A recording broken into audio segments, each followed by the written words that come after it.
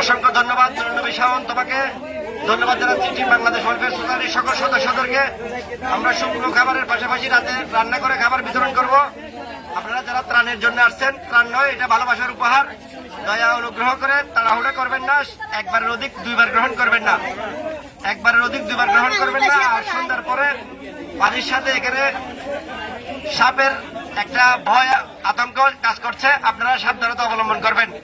প্রিয় ছোট বাচ্চারা, তোমরা যারা ঘরের বাইরে ঘোরাফেরা করছো, তোমরা ঘরে ঢুকে যাও, তোমরা ঘরে ঢুকে যাও। আমানুল্লাহ দৌলত ভাই, আপনাকে অনেক ধন্যবাদ। সুপন ভাই, আপনাকে ধন্যবাদ।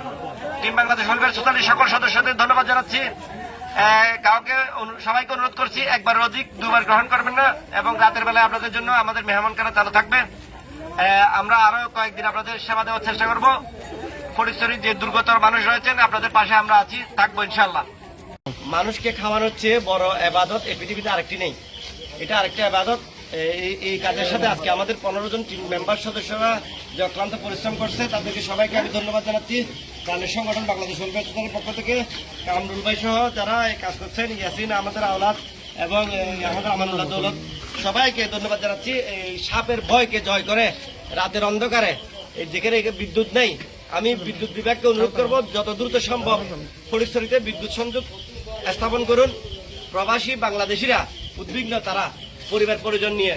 তো আমরা রান্না করছি, আমরা শুকনো খাবার বিতরণের পর রাতের খাবারের জন্য আয়োজন করছি। আশা করি আমরা সবাইকে অন্তত পক্ষে 400 থেকে 500 মানুষকে খাবার বিতরণ করতে পারবো। এবং এই বাড়ি প্রবাসী ফারুক ভাই আমাদের জন্য উন্মুক্ত করে দিয়েছেন, এবং প্রায় অনেকগুলো মানুষ এখানে আশ্রয় নিয়েছেন, তাদের জন্য আমাদের এই খাবার আয়োজন।